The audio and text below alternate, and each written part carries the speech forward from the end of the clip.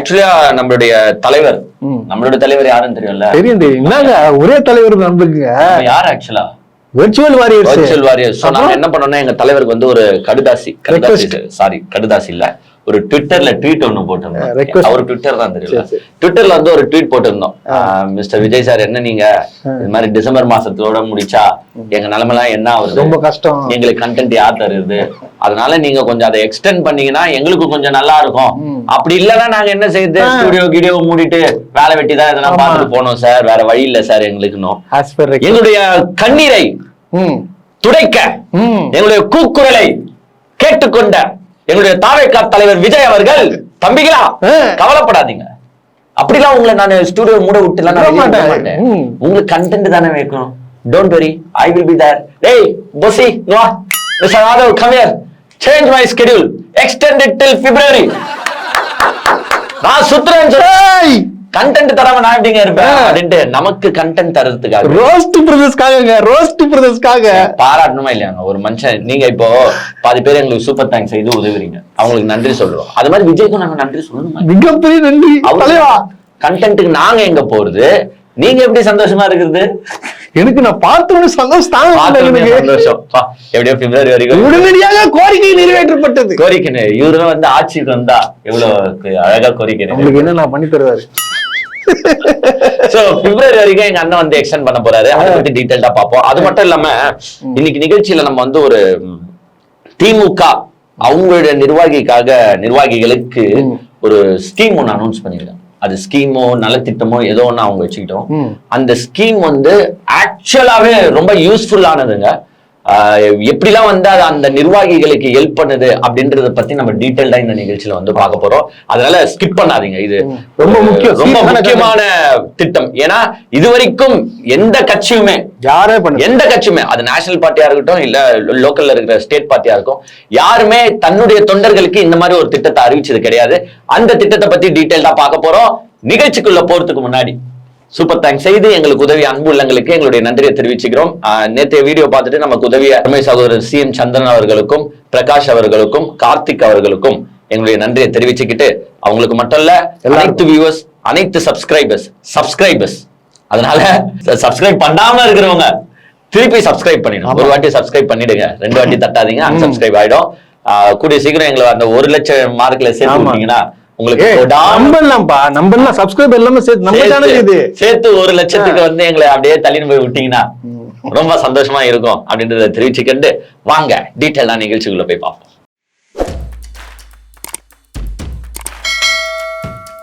முதல்ல திமுகவோட அந்த திட்டத்தை பத்தி பேசலாம்னு நான் லைக் பண்றேன். நீ கண்டிப்பா ஏன்னா மக்களுக்கு அது தெரியணும். இப்போ திமுக ஏன் குடும்ப கட்சின்றீங்கன்னா இந்த மாதிரி திட்டங்கள்லாம் தரனாலதான் இது குடும்ப கட்சி. பிகாஸ் தொண்டர்களையும் தன்னுடைய குடும்பமாய் பார்ப்பதுதான் திமுக. அதுதான் வந்து வாரிசார அவங்களே திமுக தலைமை வாரிசு அரசியல்னு சொல்றீங்களா, குடும்ப கட்சின்னு சொல்றீங்களா, சொல்லிக்கோ குடும்ப கட்சி தான். மேடைக்கு மேடை கட்சிக்காரன் ஏன் தொண்டை கீழ் பேஸ்ல இருக்கிற தொண்டை ஆமாயா குடும்ப கட்சி தான், நாங்க குடும்ப கட்சி தான், நாங்க வாரிசு தான். ஆமா ஏங்க ஆக்சுவலாவே வாரிசா தாங்க இருக்கணும். ஒரு அரசியல்னாவே வாரிசு அரசியலா தான் இருக்கணும். இப்ப சண்டை வராது. இப்ப ஒண்ணுமே இல்ல, ஒரு பையன் வந்து ஒரு அப்பா வந்து திமுக இருக்காருன்னு வச்சுக்கோ, அவனோட பையன் வேற கட்சிக்கு போனா அப்பா கொள்கைவாதியா இல்லன்னு தானே அர்த்தம். இல்ல அப்பாவே கொள்கையை ஒழுங்கா பையனுக்கு சொல்லி தரலன்னு தானங்க அர்த்தம். இப்போ அப்பாவும் திமுக, பையனும் திமுக, பேரனும் திமுக போதுதான் அந்த கொள்கை ஃப்ளோ போகுதுன்னா வாரிசு. இப்ப அப்பாவும் அதிமுக, பையனும் அதிமுக, பேரனும் அதிமுக தான் அந்த ஃப்ளோ போகும், இல்லைன்னா போகாது. இப்ப பையன் திமுக, டிவிக்கு இன்னொருத்தர் வந்து நாம் தமிழர் கட்சின்னு இருந்தா அப்புறமா ஒரு அப்பாவால தன்னுடைய சொந்த ஃபேமிலியில இருக்கிற ஓட்டை வாங்கி தர முடியல, அவரு எப்படி சுத்தி ஓட்டு வாங்கி? கரெக்ட், சரியான கேள்வி. சோ குடும்ப கட்சியாதான் இருக்கணும். ஏன்னா இப்போ அப்பதானே ஒரு இது இருக்கும், ஆமா பிடிப்பு இருக்கும் அந்த கட்சியில. அப்பதான் வந்து அப்பா வந்து ஒழுங்கா சொல்லி கொடுத்துருப்பாரு, இந்த கட்சி இதெல்லாம் நமக்கு கட்சி வளரும். நம்மளுக்கும் மூளை வளரும். நம்ம வந்து ஏய் அவன் நல்லா டான்ஸ் ஆடுறான்டா, அவனுக்கு ஓட்டு போடலாம்டா அந்த மாதிரி தோணாது. அப்போ மேல வந்து கொள்கைகளை சொல்லி தரலன்னு தான் அர்த்தம். சோ குடும்ப கட்சின்றதுதான் திமுகவே சொல்லுது, மேடையில சொல்லிக்கோ. இப்ப கூட லேட்டஸ்டா வந்து ஸ்டாலின் அவர்கள் கிட்ட வந்து கேட்கும் போது என்னங்க குடும்ப கட்சி வாரிசாரு ஏங்க அதெல்லாம் கேட்டு புளிச்சு போச்சு, போர் அடிக்குதுங்க. அதெல்லாம் பழைய கதைங்க.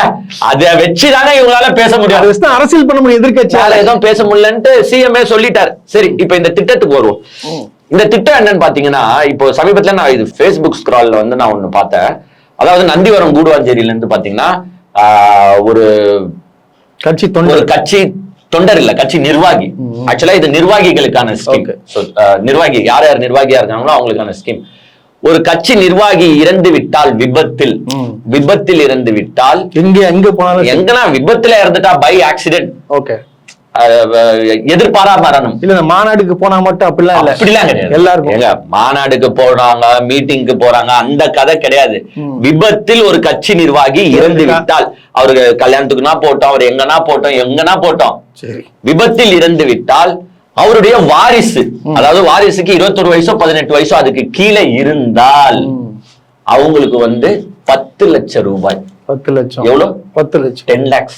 இந்த 9,99,999 கிடையாது, 10 லட்சம் வந்து இழப்பீடு நிதியாக வழங்கப்படும்.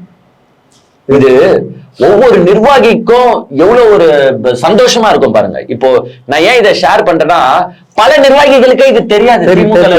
எனக்கே தெரியாது. Facebook ஸ்க்ரால் பார்க்கும்போது தான் எங்களுக்கே அண்டர்ஸ்டாண்ட் ஆகுது. இது மாதிரி திமுக இருக்கிற நிர்வாகிகளுக்கே தெரியாது. எப்ப நம்ம திடீர்னு விபத்துல இறந்துட்டா நம்ம கட்சி வந்து நம்மளுக்கு 10 லட்சம் ரூபாய் தருது. கட்சி சார்பாவா இல்ல அரசு சார்பாவா? கட்சி சார்பா. ஏங்க அரசு ஏங்க வருது? திமுக நம்ம சொல்லி நல்லா சிலவங்க தெளிவா கட்சி சார்பா 10 லட்சம். இப்ப நந்திவரம் கூடுவாஞ்சேரியில வந்து பாத்தீங்கன்னா ராம் பிரசாத் அப்படின்றவரு இறந்து போயிட்டாரு போல. இறந்து போயிட்டு அவங்க பசங்களுக்கு வந்து 21, 18 கீழே இருக்காங்க போல. அவங்க வந்து என்ன பண்ணிருக்காங்கன்னா, அந்த பகுதியோட நகர செயலாளர் எடுத்துட்டு போய் டீடைல்ஸ் எல்லாம் எடுத்துட்டு போய் மாவட்ட செயலாளர் கிட்ட கொடுத்து, அந்த பகுதியோட மாவட்ட செயலாளர் பாத்தீங்கன்னா தாமோ அன்பரசன், அவர் கரண்ட் மினிஸ்டர், அவரு என்ன செஞ்சிருக்காரு, அங்கிருந்து எடுத்துட்டு போய் ஃபைல் எடுத்துட்டு போய் தலைமை கிட்ட கொடுத்து, ஏங்க இது மாதிரி எங்க ஒரு கட்சி நிர்வாகி இறந்து போயிட்டாருங்க, அவங்க குடும்ப வாரிசு பாத்தீங்கன்னா அந்த வயசுக்கு கீழே இருக்காங்க, நீங்க சொன்ன ஸ்கீம்ல இருந்து எங்க ஆளுங்களுக்கு வந்து 10 லட்சம் ரூபாய் கொடுங்க அப்படின்னு கேட்டு தலைமையும் வந்து பாத்தீங்கன்னா கிட்டத்தட்ட 10 lakh rupees அவங்களுக்கு கொடுத்துரு. மிக சிறப்பு இல்ல அது. இதை ஏன் நாங்க வந்து இந்த மாவட்டம் சொல்லி சொல்றோம்னா, பல பகுதியில இருக்கிற மாவட்ட செயலாளர்களும் இதை ஃபாலோ பண்ணும். ஏன்னா அந்த இடத்துல வந்து ஒரு நிர்வாகி வந்து இறந்து போயிருப்பாங்க, அந்த நிர்வாகிக்கு இந்த டீடைல்ஸ் தெரியுமானா தெரியாம கூட இருக்கலாம், அவங்களுக்கு சொல்லாமையும் இருந்திருக்கலாம். மாவட்ட செயலாளர்கள் இத கொஞ்சம் ஃபாலோ பண்ணி அவங்களுக்கு, ஏன்னா இதுல ஃபாலோ மீட்டிங்ல சொல்லணும்ல, ஒரு பொதுக்கூட்டம். இது வந்து பாத்தீங்கன்னா ஒரு 2 months 3 months முன்னாடியோ வந்து முதல்ல வந்து ஒரு பொதுக்குழு கூட்டம் நடந்துச்சு சிஎம் சார் தலைமையில.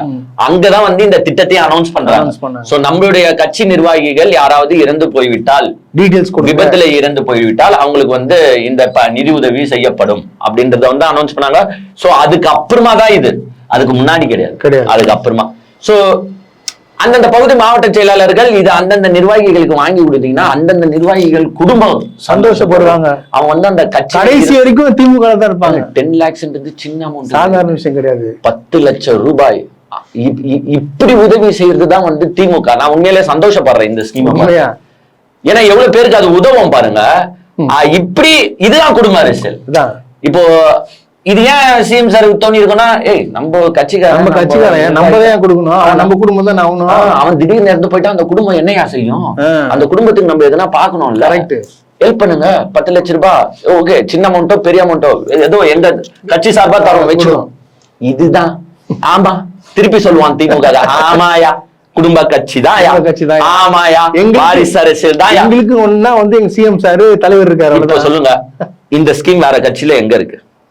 எங்கேயுமே கிடையாது. எனக்கு தெரிஞ்சு யோசிக்க வேணாங்க. எனக்கு தெரிஞ்சு ஏடிஎம்கேல இருக்கானா இல்ல, பிஜேபில இருக்கானா இல்ல, வேற கட்சியில இருக்கானா இல்ல, டிவிகேல இருக்கானா இல்ல. டிவிகேல அப்புறம் நல்லா கேட்போம். டிவிகேல எப்படின்னா வந்து ஃபுட்பால்ல இங்க அடிப்பான். ஆமா, தொண்டர்களுக்கும் நிர்வாகிகளுக்கும் மதிப்பு வந்து திமுக கொடுக்குதுன்னா, டிவிகேல எப்படின்னா அச்சு தள்ளுவான். நீ ஏன்னா அவங்கள தப்பு சொல்ல முடியாது. ஏன்னா நீ பார்க்க வந்திருக்கிறது யார? ஒரு தலைவனை கிடையாது, ஒரு நடிகனை பார்க்க வரும்போது அப்படிதான் ஃபுட்பால் ஆடுவாங்க. கூட்டு நெரிசல்ல இறந்து போவாங்க.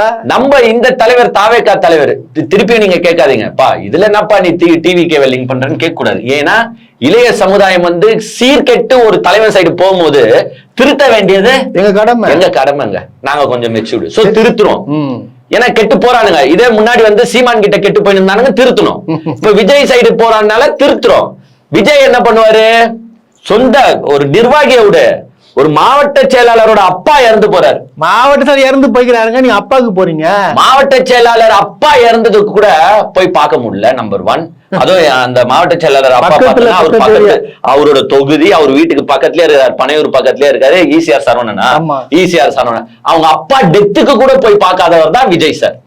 சரி, மாவட்ட செயலாளர் அப்பாவை விடு, கட்சியோட மாவட்ட செயலாளரே இறந்து போறாப்ல. அலெக்சாண்டர் பேர் நான் சொல்றேன் கேளு. கட்சியோட மாவட்ட செயலாளரே இறந்து போறாப்ல. அவர் வந்து இவரு கூடயே இவருக்காக உழைச்சவர். அவ்வளவு வருஷமா அந்த விஜய் மக்கள் இயக்கம், அது இயக்கம், இந்த இயக்கம் கூட பிஸியா இருந்தாரப்பா. மாவட்ட செயலாளர் இறப்புக்கே போகாதவர் தான் இந்த தாவேகா தலைவர் விஜய். இவரு வந்து எங்க நிர்வாகிகளை பத்தி யோசிக்க போறாரு, யோசிப்பார்ல. எங்க கீழே இருக்கிற தொண்டனை பத்தி யோசிக்க போறாரு. அதனாலதான் போட்டு ஃபுட்பால் ஆடுறாரு. அதுதான் இப்போ இறந்துருக்காங்கல்ல, இது வரைக்கும் ஏதாச்சும் பண்ணாரு, ஏதாச்சும் பண்ணாரா? கொஞ்சம் யாராச்சும் கொஞ்சம் சொல்லுங்களேன். யாராச்சும் எத்தனை பேர் செத்துக்கிறாங்க, அவங்க வீட்டுல ஏதாச்சும் ஒண்ணு கொடுத்தாங்களா? ஏதாவது கொடுத்தாங்களா? நான் இருக்கேமா, உன் புள்ளமா புதுல சொல்றேன், நான் ஒரு வீட்டுல இருக்க நான் புள்ளையா இருக்கேன்னு சொன்னார்ல. நீ குடு குடு. ஏன் மாவட்ட செயலாளர் இறப்புக்கு போக மாட்டீங்க, மாவட்ட செயலாளரோட அப்பா இறப்புக்கு போக மாட்டீங்க, கட்சி நிர்வாகிகள் ஃபங்க்ஷனுக்கு போக மாட்டீங்க. ஆனா கோடீஸ்வரன் கல்யாணம் பண்ணா முதல் ஆளா போய் நிப்பாரு, வேட்டி சட்டையோட போய் நிப்பாரு. அது ட்ரெஸ்ஸுக்கு ஏத்த மாதிரி காஸ்டியூம். ஏன் அப்ப கட்சிக்காரன் மதிப்பு கிடையாது? அப்போ இந்த மாதிரி தலைவன் பின்னாடி போகும்போது ஆப்வியஸ்லி திருத்த வேண்டியது நம்மளுடைய கடமையை. கண்டிப்பா கண்டிப்பா. அந்த திருத்தல வேலையை தான் நாங்க பாத்துட்டு இருக்கோம். அங்க மாநாட்டுக்கு வரும்போது 6 பேர் 7 பேர் விக்ரவாண்டியில அவ்வளவு பேர் இறந்தான். இங்க வந்து மதுரை மாநாட்டுக்கு வரும்போது 10 பேர் 12 பேர் இறந்திருக்கானுங்க. விபத்துல இறந்தானுங்க, உங்க இதாண்ட மயக்கம் போட்டு இறந்தானுங்க. அவனுங்களுக்கு எல்லாம் என்ன பண்ணீங்க? ஆழ்ந்த இரங்கல். என்ன பண்ணீங்க? ஒண்ணும் பண்ணல. இதுக்கப்புறமா எதுவும் பண்ண மாட்டேன். இனிமேட்டும் கண்டிப்பா ஏதோ இப்ப போற இடத்துல எல்லாம் கண்டிப்பா எங்க கரண்ட் கம்பி ஆஃப் பண்ணாலும் உங்க ஆளுங்களே மனுவை கொடுப்பாங்க. அதை ஆஃப் பண்ணாலும் மேடையில நின்றுட்டு மக்களே கேளுங்க கரண்ட் ஆஃப் பண்ணிடுறாங்க, நாங்க போற இடத்துல நீங்களே போய் சொல்லுவீங்க. சோ இப்படி பல இறப்புகள் வந்துட்டு தான் இருக்கு. ஆனா தாவேகா கண்டுக்கிறானா? கண்டுக்க மாட்டேன். பிகாஸ் அவருக்கு வந்து ஃபேமிலியே நம்ம கண்டுக்கல. அத சொல்லுங்க முதல்ல, அது வாயில வந்துச்சு. அப்புறமா நம்ம எப்படி தொண்டனை கண்டுக்க? திமுக எல்லாரும் ஃபேமிலி, குடும்பம் முக்கியம். என் கட்சி தொண்டர்களையும் நிர்வாகிகளையும் நான் குடும்பமா பாத்துக்கிறேன். குடும்பத்தை வளர்த்து விடுறாங்க, அது சொல்லு. வேற எதுவும் கிடையாது. அங்க வந்து தொண்டனையும் மதிக்க மாட்டோம், நிர்வாகியும் மதிக்க மாட்டோம். எனக்கு பிகாஸ் ஐ எம் கடவுள், you are coming to vote for me அப்படின்னு இருக்கிறவரு அவர்கிட்ட என்னத்த போய் பேசிட்டு இருக்குது. சோ திமுக இது வந்து உண்மையிலே வந்து பாராட்டப்பட வேண்டிய விஷயம். இந்த ஐடியாவை யார் இந்த கட்சி தலைமைக்கு கொடுத்திருந்தாலும் அவர்களுக்கு எங்களுடைய மிகப்பெரிய நன்றியை. அப்புறம் இன்னொன்னு, நம்ம ஏன் வந்து திமுக சப்போர்ட் பண்ணி பேசுறோம்ன்றது நிறைய பேர் கேக்குறாங்கல்ல, இந்த மாதிரி விஷயத்துக்காக தான். இந்த மாதிரி ஒரு ஸ்கீம் இதே ஏடிஎம்கேலயே இந்த ஸ்கீம் போட்டோம், நான் அப்ரிஷியேட் பண்ணேன். கண்டிப்பா பிஜேபியும் இந்த ஸ்கீம் இல்ல, இது எல்லா கட்சியும் இம்ப்ளிமெண்ட் பண்ணுன்ற. ஏன்னா உங்களுக்காக வேலை செய்யறவன் தொண்டை, அவனுக்கு நீங்க வந்து எதனா செய்யறதுல தப்பே கிடையாது. சோ மேபி நீ இதை ஏன் போடுறேன்னா, இந்த பாத்துட்டாச்சு இன்னொரு கட்சி ஆமா நம்ம ஏன் நம்ம தொண்டர்களுக்கு தரக்கூடாது, நம்ம நிர்வாகிக்கு தரக்கூடாதுன்னு யோசிப்பான். கண்டிப்பா போய் சேர்க்க வேண்டியது நம்மளுடைய கடமை. சோ ஃபைனலா ஒரு கிளான்ஸ் ஒண்ணு சொல்லிடுறேன். திமுக நிர்வாகிகள், அதாவது அங்கீகரிக்கப்பட்ட நிர்வாகிகள் யாராவது இறந்து விட்டால் அவங்க குடும்பத்தில் இருக்கிற வாரிசுதாரர்கள் 21 வயசுக்கோ 18 வயசுக்கோ கீழே இருந்தால் அவர்களுக்கு 10 லட்சம் ரூபாய் இழப்பீடு வழங்கப்படும். ஒண்ணும் இல்ல, ஆதார் கார்டு, அந்த லீகல் சர்டிபிகேட் இதெல்லாம் எடுத்து போய் அந்த நகர செயலாளர் அந்த மாவட்ட செயலாளர் கிட்ட கொடுத்துட்டாலே கம்ப்ளீட் க்ளோஸ், உங்களுக்கு 10 lakh rupees வந்துடும். இது ஒரு மிகப்பெரிய விஷயம், அதை பாராட்டிக் கொள்கிறோம். இப்ப நெக்ஸ்ட் திமுகவை பத்தி பாராட்டினேன், டிவிகே பத்தி பாராட்டணும்ல. உண்மையான